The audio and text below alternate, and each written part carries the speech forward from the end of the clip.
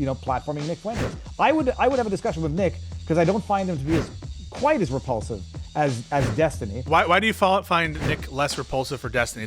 Destiny vigorously, mocking the murder of Corey Comparator, and there's nothing to be gained ideologically, intellectually, spiritually from engaging in those types of discussions.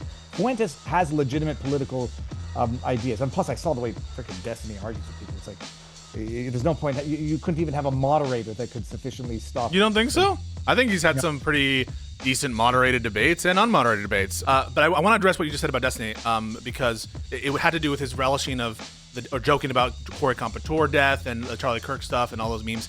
And listen, I don't agree with that. I don't do it.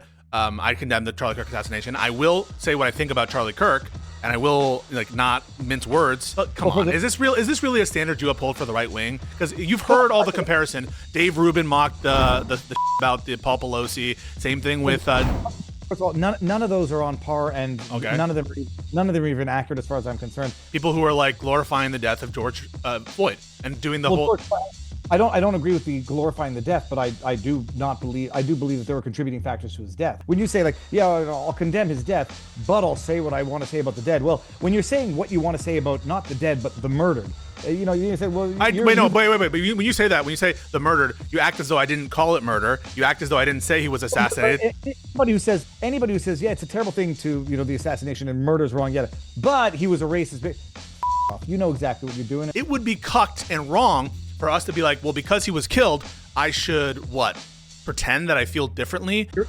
We know what the context of the discussion is. It's like, yes, violence is bad, but I mean that's what terrorists say. Say what you want to say about Destiny, but the double standard that he's calling out, I think, is blatantly apparent right here. That we have insane statements being made by Republicans and MAGA all the time. We can go through all of them, all of the lies and existential risks that they're trying to say.